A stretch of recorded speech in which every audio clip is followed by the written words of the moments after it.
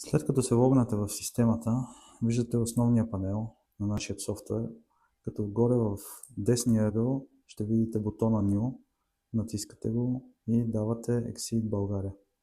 По този начин става регистрацията на нова поръчка в системата.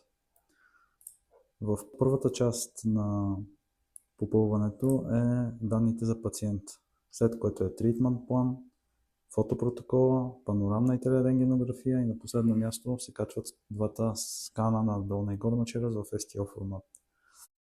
Започваме подред. Първо се попълва данните за пациента. Първо е фамилията, след което е името, пола на пациента и съответно попълваме датата на раждане. След като попълним датата на раждане, системата автоматично ще изчисли възрастта на пациента. Когато вече всичко е попълнено успешно, горе в левия ъгъл ще светне до Patient Detail, тикчето ще стане зелено. Минаваме на втория секция, Treatment план. Имате два опции за Treatment план, пълна и кратка версия, като при натискане на бутона Full в първоначалния си вид, версията става буквално сведена до 5 въпроса. Тоест, когато не свети е скъсената версия, когато свети Full Version е пълната версия. В момента разглеждаме пълната версия, като тя допълва всъщност от въпросите след 5 надолу, като общо там въпросите стават 13 на брой. Важно е да отбележим, че най-отдолу има секция специални инструкции и в двата вида и в пълна и кратка версия го има това нещо и е желателно там да бъдат посочени всички специфики, които има доктора към плана за лечение. Започваме с първата Treatment Preferences. Съответно там избираме горна челюст, долна челюст или комбинация между горна и долна. В момента, в който избереме комбинация между горна и долна челюст, системата ни пита дали ще лекуваме по-отделно или заедно двете челюсти. Това определя и начина на производство на алайнерите. Втората точка е Treatment Area. Там реално трябва да посочим какъв е обсега на лечение, 3 от 3, 5 от 5 или Full 7 от 7.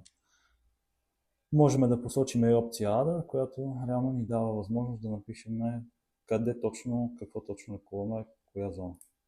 Третото е съгласни ли сте вие като специалист или пациента да се използват спомагателни инструменти в плана за лечение. Съответно, тук да ви питаме за коя челюст, за горна, за долна, за комбинация от двете или изобщо да не се поставят.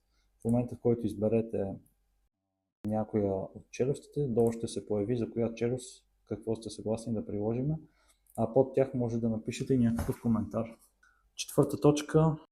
Запазване или промяна в класа на лечение. Ако натиснем запазване, просто продължаваме напред. Ако натиснем Adjust, реално тук трябва да отбележим каква точно корекция искаме и към кой клас тя да бъде ориентирана.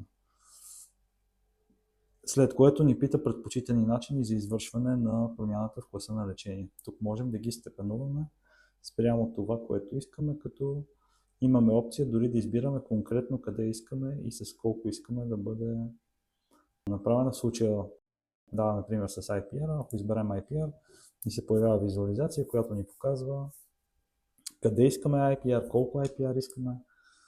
Може да изберете дистализация, екстракция. Ако дадете екстракция, съответно трябва да посочите къде ще бъде на кой зъб и това ще бъде отразено в системата. Тук може да видите и опция, с която можете да добавяте място за имплант. След като вече сме приключили с класа на лечение, следващото, което преминаваме е избора на материал.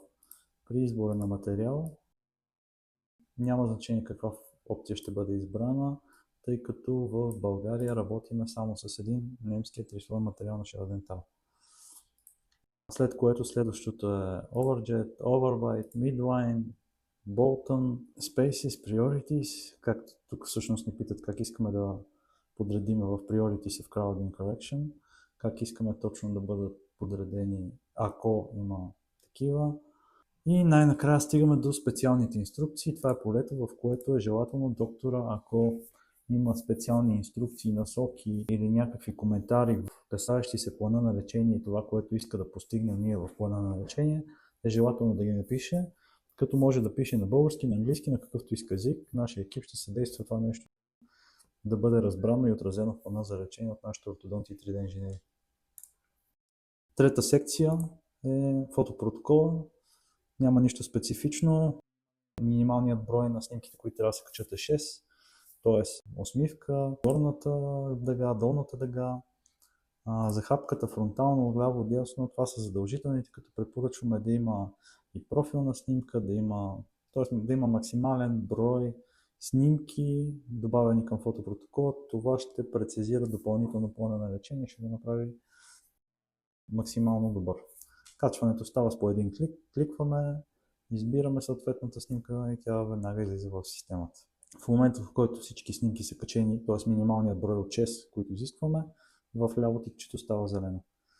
Следващата секция е качване на панорамна телерентгенография и евентуално, ако имаме интеграция на CBCT, тя следва да бъде качена, линка да бъде сложен в дирекция X-Ray. И последното е аплода на скан на горна и долна челюст. Качваме само горна и долна челюст, за хапка не ни е необходима. Ако доктора няма скенер, тогава взима отпечатък задължително с асирикон и желателно е максимално бързо доктора да ни информира, че е взел отпечатък от пациента, за да може ние да организираме да го вземем, да го отлеем и да го сканираме, за да избегнем вероятността да се случи някакво отклонение в самия отпечатък.